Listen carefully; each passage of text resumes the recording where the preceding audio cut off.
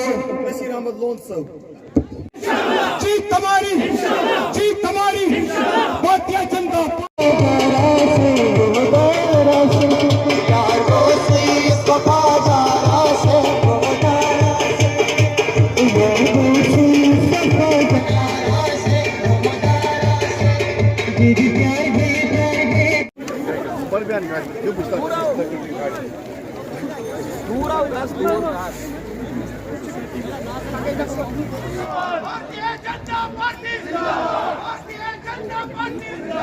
इनका एड्रेस नहीं मिलेगा।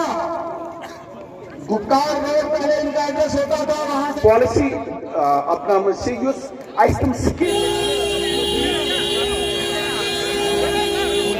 आज आमुत हक बाइकिस तथ जमीनस पे 4,000 चून मे पार्टी पे सपोर्ट बह गोस हुकूमत गवर्नर साहबस तदलोच कत बह गोस यम सात तुम JK बैंक मसल हल करना आज पन मुकदर बदलाने आमुत यह सोन योन आज आमुत मोन लीडर सुनील शर्मा जी दोस सर सनिस गामस मज वसस सनिस हाथबारिस मज वसस चूस कता मुश्किल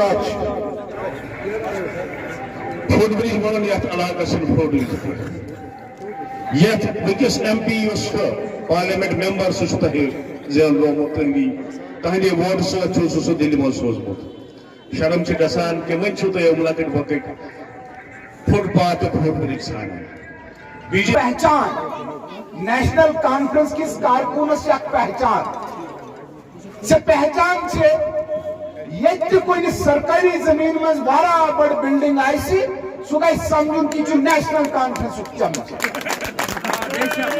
देश में सियासी निज़ाम बदल चुका है। एक नई डायरेक्शन में, एक नई दिशा में इस मुल्क की सियासत चल पड़ी है। जिस दिशा में, जिस डायरेक्शन में पूरे देश की सियासत में नरेंद्र मोदी जी की लीडरशिप का एक नाम है, पूरे मुल्क में नहीं पूरी दुनिया में नरेंद्र मोदी जी की लीडरशिप को माना है। उसी तरह से जब 5 अगस्त 2019 को यहाँ पे रीऑर्गेनाइजेशन हुआ, 370 एब्रोगेट हुआ, जम्मू कश्मीर के लोगों को भी एक आस जगी है, एक उम्मीद जगी है कि इन दो खानदानों से हमें मुक्ति मिलेगी, इन दो खानदानों से हमें आज़ादी मिलेगी।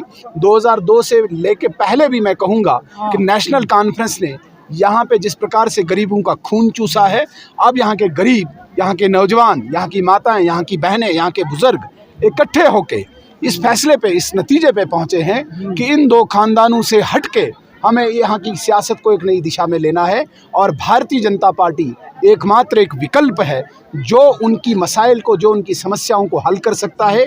उसी के लिए इस कड़ी में आज हमने यहाँ हक बहरा में एक जो जलसा किया, ये एक इंडिकेशन, एक संकेत है। जितने लोग यहाँ पे जमा हुए थे, भारतीय जनता पार्टी के प्रति इनकी हमदर्दी है और भारतीय जनता पार्टी के साथ ये इकट्ठे होके भारतीय जनता पार्टी के साथ ये अपना मुस्तकबिल सेफ, सुरक्षित मानते हैं। प्रोसेस चल रहा था, डिलिमिटेशन कमीशन बना था। डिलिमिटेशन कमीशन इंडिपेंडेंट कमीशन होता है, ऑटोनमस बॉडी होती है। उन्होंने लगभग 2 साल लगाए, हर ज़िले में वो गए, उन्होंने पूरी असेसमेंट की और एक रिपोर्ट दी। 5 मई 2022 को उन्हें रिपोर्ट दी। 5 मई 2022 के बाद इलेक्शन कमीशन ऑफ इंडिया ने एक प्रोसेस चलाया इलेक्टोरल रिवीजन का, जो 25 नवंबर को पूरा हुआ। अभी मुझे लगता है कि 1 हफ्ता हुआ है। हाँ, यहाँ पे सर्दियाँ होती है, बर्फ़ पड़ती है। हमें जो उम्मीद है कि भाई सर्दियाँ ख़त्म होने के बाद जम्मू कश्मीर में चुनाव होंगे। अब प्रोसेस पूरा हो चुका है, डिलिमिटेशन कमीशन का भी, इलेक्शन कमीशन ऑफ इंडिया का भी प्रोसेस पूरा हो चुका है। अब हमें पूरी उम्मीद है कि 2023 में जम्मू कश्मीर में यहाँ की जनता असेंबली के इलेक्शन देखेगी और यहाँ पे पॉपुलर गवर्नमेंट। उमर अब्दुल्ला साहब का सियासी पालन पोषण भारतीय जनता पार्टी की गोद में हुआ है, इसमें कोई शक नहीं। बहुत बड़े लीडर हैं वो, लेकिन बड़ा ताज्जुब हो रहा है मुझे, जो खुद मेंबर पार्लियामेंट रहे हैं उनको ये नहीं पता कि देश की सुप्रीम अथॉरिटी पार्लियामेंट है और पार्लियामेंट में पास किया गया कोई बिल असेंबली रिवोक नहीं कर सकती है। जिस प्रकार से असेंबली में पास किया गया कोई बिल कोई DDC, कोई ज़िला पंचायत रिवोक नहीं कर सकती, उसी प्रकार से पार्लियामेंट सुप्रीम अथॉरिटी है।